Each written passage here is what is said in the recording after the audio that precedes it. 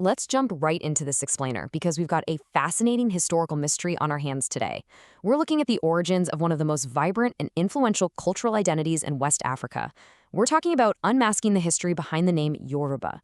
You know, identities usually feel timeless, right? Like they've just been carved into stone since the dawn of civilization. But what if I told you the history of this specific name is way more complex and, honestly, way more surprising than you probably think? Okay, so picture this paradox. Let's say you've got a time machine. You travel back to a busy, bustling market right in this region, maybe in the 16th, 17th, or even the 18th century. You walk up to the locals and ask them to point you toward a Yoruba. Well, you wouldn't exactly get a helpful answer. Actually, people would just look at you with total, absolute confusion. That word, it literally wasn't in their vocabulary. No way! So, who were the people in that market then? Well, this land was home to some fiercely independent, highly sophisticated, and incredibly well-organized communities. We're talking about the people of Ile-Ife, the Egba, the Ijebu, the Ijesha, and the Èkìtì, just to name a few. These were groups with really deep, rich histories and complex societies. But here's the crazy part. Absolutely none of them called themselves Yoruba. They identified strictly by those specific local community names. Now, I know what some of you might be thinking. Wait, what about Omo Oduduwa, which translates to Children of Oduduwa, a deeply respected unifying title, but even that wasn't originally a universal biological identifier for everybody in the region. Historical records showed the land was already inhabited by these sophisticated communities way before Oduduwa's time. So that makes him more of a brilliant, unifying political father to these established groups, rather than a literal biological ancestor to every single person living there. Make sense? So the real key to unlocking this whole mystery and figuring out where the heck Yoruba actually came from comes down to a very specific linguistic concept. It's called an exonym. Simply put, an exonym is just a name given to a group of people or a place by outside observers, not by the people themselves. So to figure out our history here, we really need to look at who those outside observers were. Section 1, the Portuguese encounters and the 1480s coastal trade. Now, it's pretty amazing how just a simple human interaction can spark a massive historical shift. When Portuguese explorers and traders first landed on these West African soils, they obviously didn't speak the local languages. But as they traded, they kept hearing the locals enthusiastically greet each other with the phrase, "O Lucumi," which basically translates to a very warm, "my friend" or "my brother." Because they heard this affectionate greeting literally all the time, the Portuguese traders just kind of went ahead and nicknamed the locals based on what they heard. They started calling the people the Lucumi. If you dig into historical European records, you'll see it spelled as Lucumi, Olukumi, Ukwim, or Olkami. It is a textbook exonym. And what's really wild, like this blows my mind, is that this identity didn't just fade away. It crossed the Atlantic and actually survives today in the religions and cultures of descendants living in Cuba and Brazil. It happened again, too.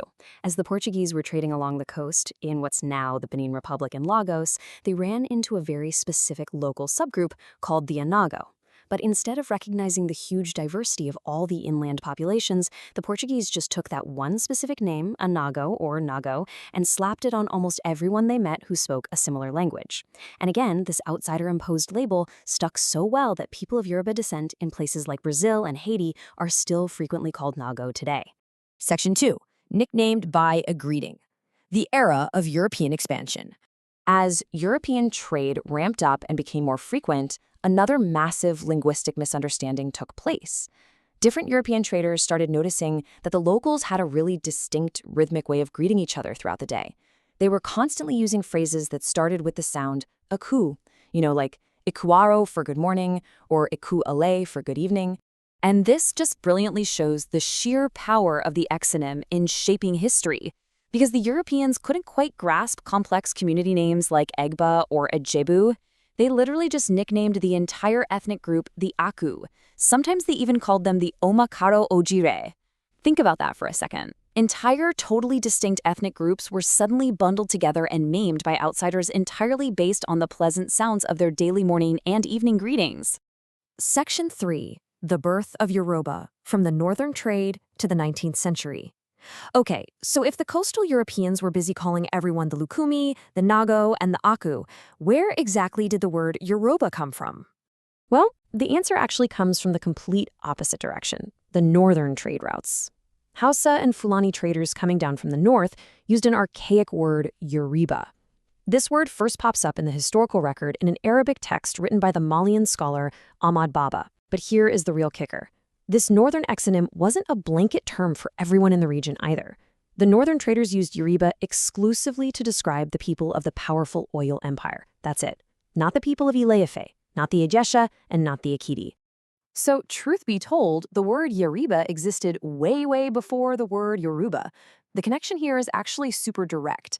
The modern spelling and pronunciation of Yoruba is essentially just the Romanized 19th century version of that much older Arabic and northern trade exonym, Yariba. So, how in the world did this specific Romanized word meant only for the Oyo people become the universal identifier for millions? It all really came together in the 19th century. Freed slaves returning from Sierra Leone brought some fresh scholarly perspectives.